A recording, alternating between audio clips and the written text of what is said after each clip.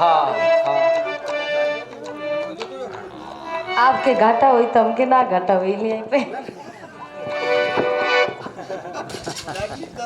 हाँ तब आदरणीय आप परम श्रद्धेय आप माननीय आप परम पूजनीय आप श्री सुंदर गायक कलाकार आपके माटी के आपके धरती के आपका लाल आपके बेटा आपका भैया आप लोगन के बीच में आप श्री चंद्रहास राजभर जी के तरफ से सुंदर पुष्पहार के साथ साथ ढेर सारा रुपयों से सम्मान किया गया।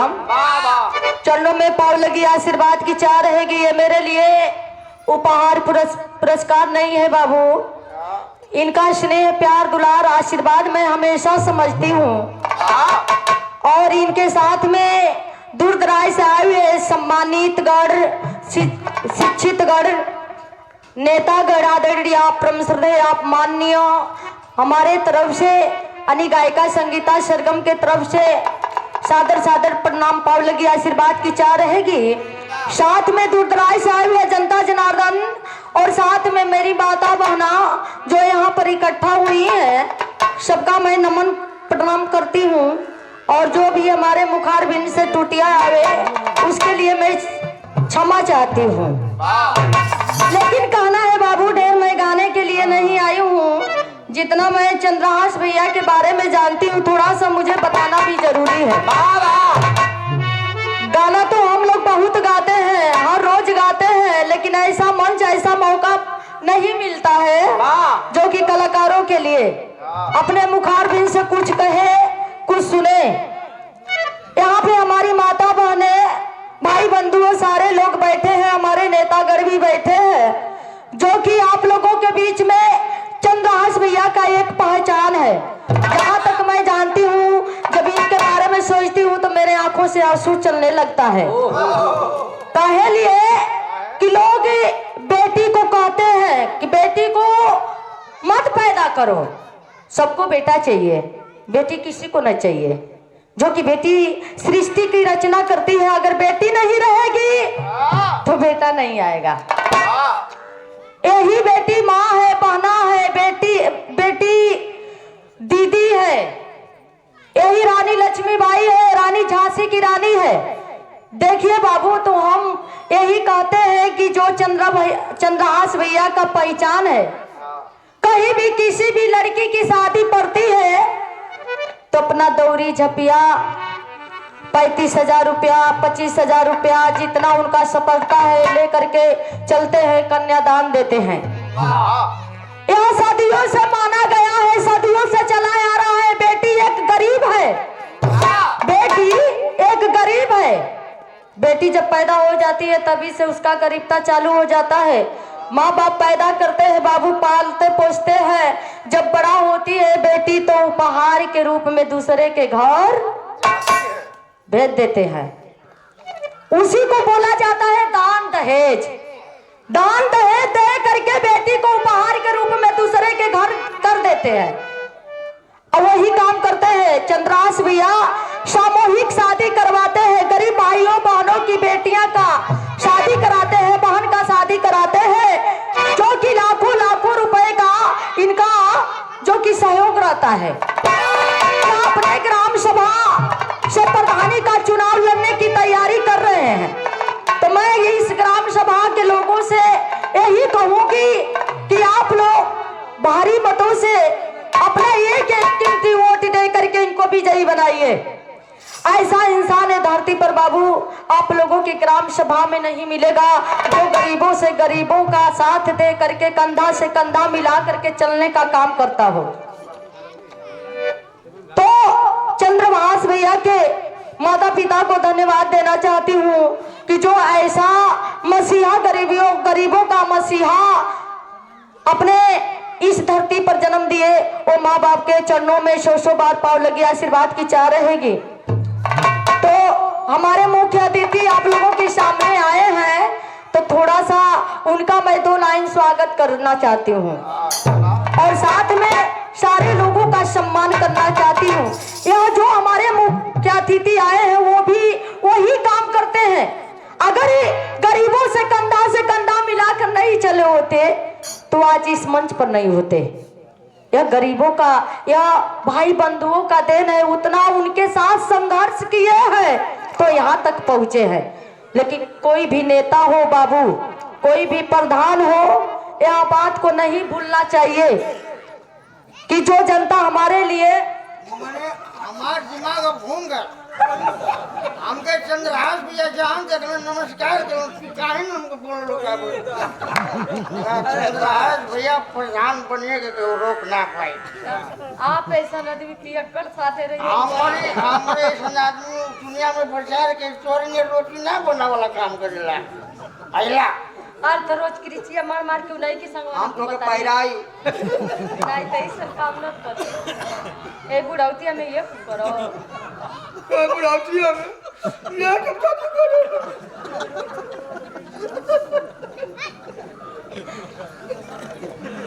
आदरणीय आप परम श्रद्धे, आप माननीय, आप लोग हंसत रहनी, हम समझ ना पावत रहनी। आई पीछवा बेचारू अपन टंगले बड़ा इल्लत बड़ा लेके वही में। आदरणीय आप परम श्रद्धे, आप माननीय मोती भैया काल गई छापवा, यही तक चंद्रहास भैया विराह सम्मेलन करौले रलीन। डुकू भैया साथ में थे, बहुत ही मजा आया। इनसे मैं कम नहीं हूँ, लेकिन जहाँ जो देखते हो वो करते हैं, तो इसीलिए वो हमको बहुत मानते हैं।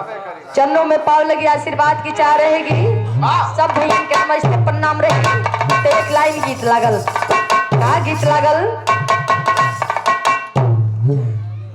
कोनो कुछ बजा के आ जाई बढ़िया।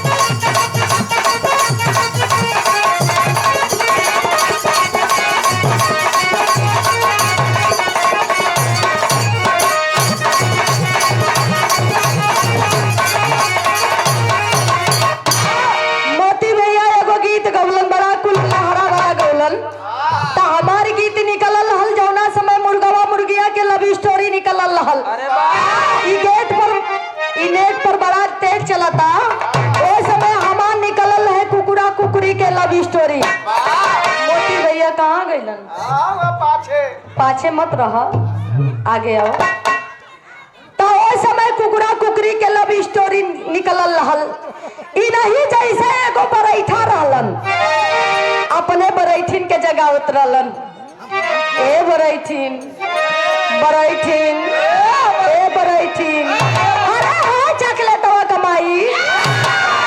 उ मेहरारू ई बेचारू जितने गुड़वारी मुड़वारी जगह हो तरन उतने कमल की कई के करवट मार के फेर के सुती जा। कलल की हरे है चिरकुटवा कमाई। गोसिया गली कहली कि का हो तू, एक तक घरे ना रहेला, बिरहा गावे चल जला। और दूसरे जब भी ठंडी का महीना आई 3 बजे बोरवे में लगेला गुड़वारी से बुड़वारी जगावे। आज हम नहीं, हमारो कुछ शर्त बा।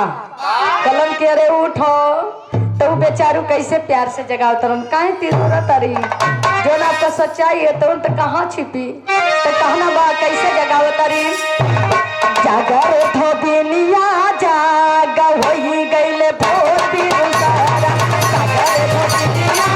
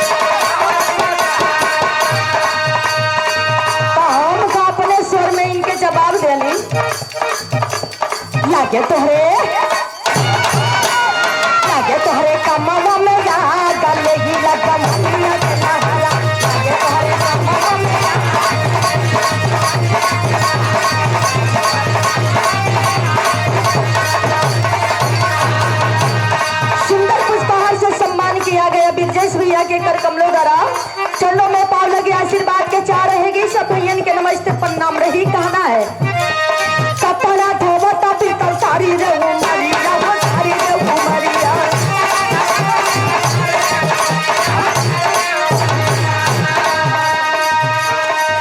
ब्लॉक प्रमुख आदरणीय प्रम सदैव माननीय शिवली राजभर जी के कर कमलों द्वारा 101 रुपया का पुरस्कार प्रदान हुआ। चरणों में पाव लगी आशीर्वाद की चाह रहेगी। आदरणीय प्रम सदैव माननीय सुंदर गायक कलाकार इस ग्राम सभा के आदरणीय प्रम सदैव जो कि प्रधानी का चुनाव लड़ने के लिए तैयारी कर रहे हैं। आप चंद्रहास भैया के परम पूजनीय आदरणीय प्रम सदैव पिताजी के कर कमलों द्वारा 51 रुपया का पुरस्कार प्रदान हुआ। चरणों में पाव लगी आशीर्वाद की चाह रहेगी। सब भैयन के नमस्ते प्रणाम पाव लगी रही कहना है क्या। कपड़ा धोवता पीतल सारी रे उमरिया, वो सारी रे उमरिया।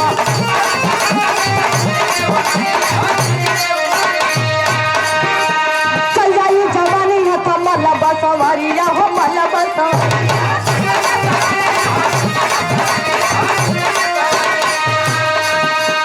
काहे तो है घेरा ले या भाग ले गिरा जमनिया लहरा।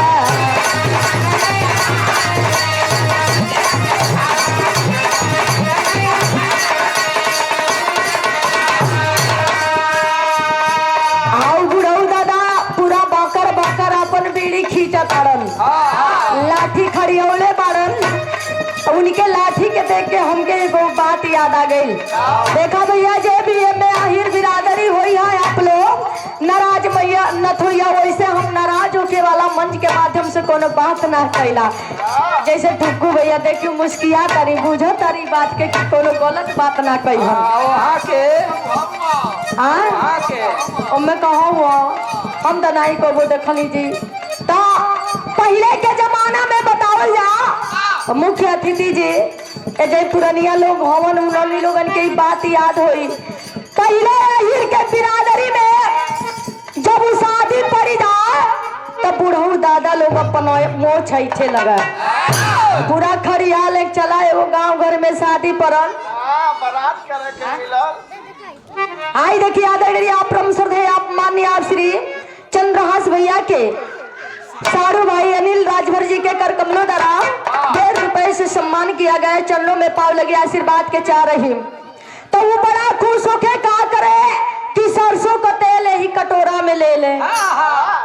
जब सरसों का तेल कटोरा में ले ले लाठी के खड़ियाए ले लगा वही सरसों के तेल के लगा के घर्रा मारे। दबू भैया 10 दिन शादी रहे ऐसा घर्रा मारे कि जैया सदिया में लोग बराते करे जाए तैया ले लठिया चमचम चमचम चमका है।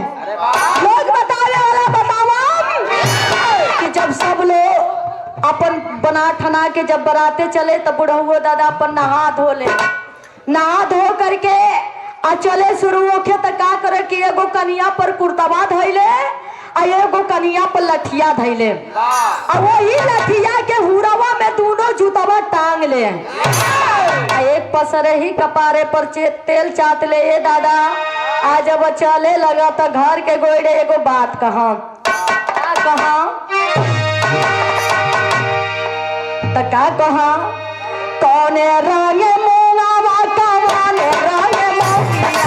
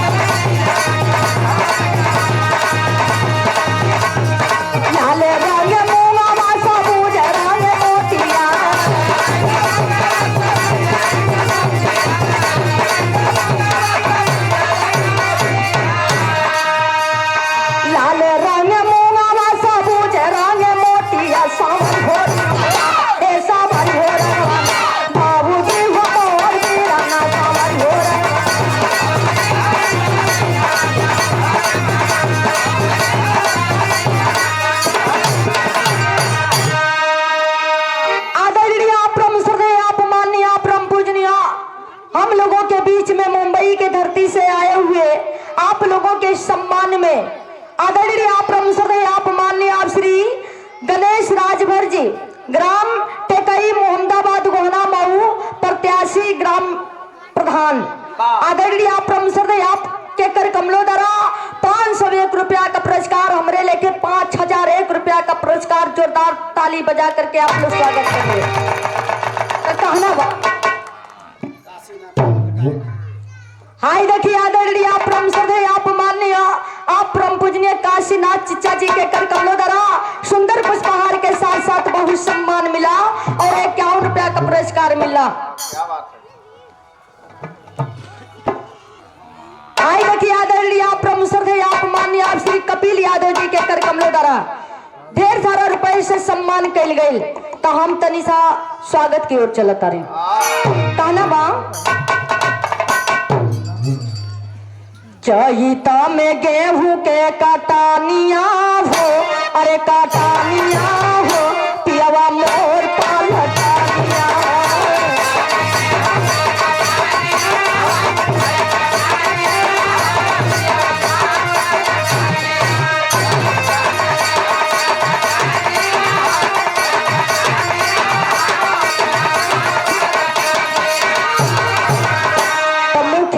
अतिथि जी के हमरे तरफ से सम्मान हो। का सम्मान हो? स्वागत में करीला पूजानिया हो, अरे पूजानिया हो, राउरिया गिरी नगरी।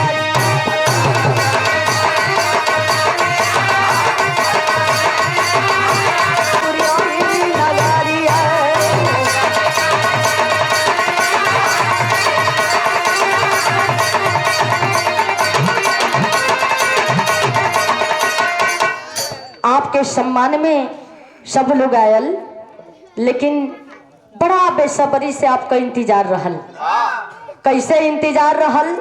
आदरणीय आप प्रमसर आप माननीय बड़े लोगों का मैं अपने मुखारबिन से नाम लेना नहीं उचित समझती। आदरणीय आप प्रमसर हमारे परम पूजनीय मुख्य अतिथि जी के कर कमलों द्वारा 501 रुपया के पुरस्कार 5,01,000 रुपया के बराबर आशीर्वाद मिला। चरणों में पाव लगे आशीर्वाद के चाह रही। आई देखिए आप श्री उदय यादव जी के कर कमलों द्वारा ढेर सारा रुपयों से आशीर्वाद मिला। चरणों में पाव लगे आशीर्वाद के चाह रही। सब इनके नमस्कार प्रणाम रही। लेकिन हमारे कहना बा लोग स्वागत आपका कितना प्यार से कैलन।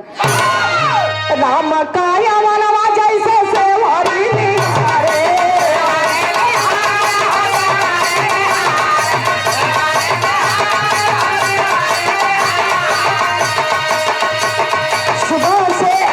गांव के लोग यहाँ इकट्ठा होकर के आपका इंतजार कर रहे थे। कैसे? रामा काया मनवा जैसे सेवारी निहारे,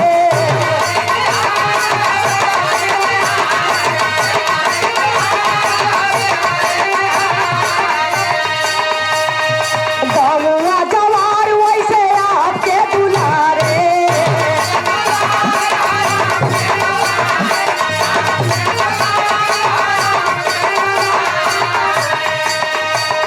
स्वागत में गाइला काजारिया हो, अरे काजारिया हो, राउरिया हिली लगारिया।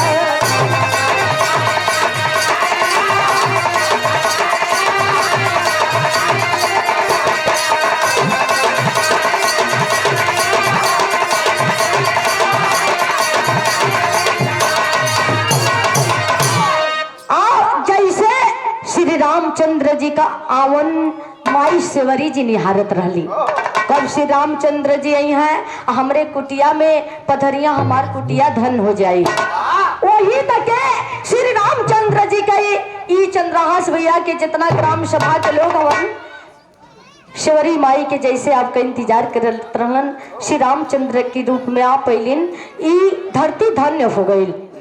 लेकिन देखिए आपके स्वागत में हम माला से स्वागत कैली, अपने गीत के माध्यम से स्वागत कैली।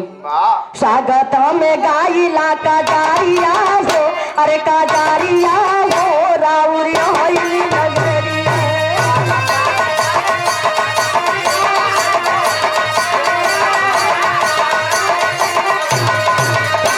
आदरणीय आप प्रमसर आप माननीय आप सम्मानित गण प्रेमल राजभर जी के कर कमलों द्वारा 101 कोमल राजभर कोमल आधेड़िया उस समय बाजत रल बजवा न चली कोनो बात ना छोरी अगर कम हुई तब फिर क्या रुपया दे के सही सही बनवा ली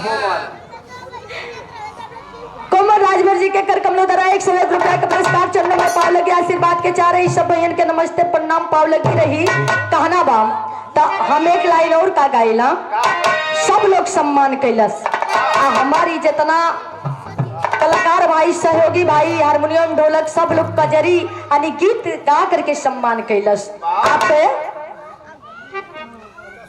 आदरणीय आप परम श्रद्धेय आप माननीय परम पूजनीय चचा जी के कर कमलोदरा 21 रुपया का पुरस्कार चरणों में पाव लगे आशीर्वाद के चाह रही तो लोग स्वागत कैसे कल गाजरा में फूल गुथी ले सब आवे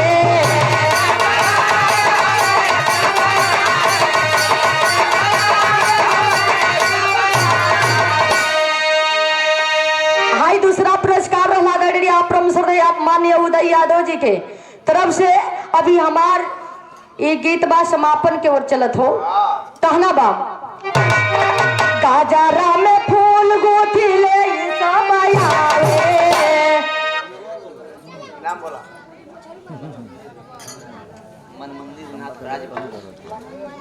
मन मंदिर हाँ देखिए आदरणीय आप परम श्रद्धेय आप माननीय आपो कमाई बाबू बड़ा बढ़िया नाम रख ले बाड़ा मन मंदिर राजभर जी के कल कमरों द्वारा ये देवी देवताओं के मन में उनके मंदिर में आप रहते हैं और सोच समझ के नाम रख ले बारे 51 रुपया का पुरस्कार चरणों में पाव लगे आशीर्वाद के चाह रही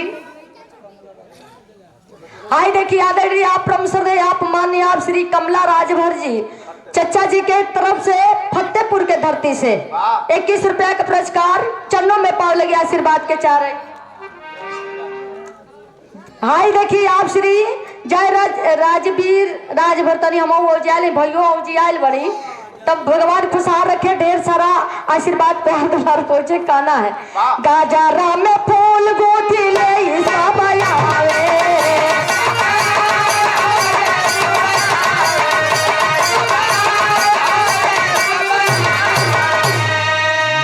स्वागत में सब लोग गाजरा बनावे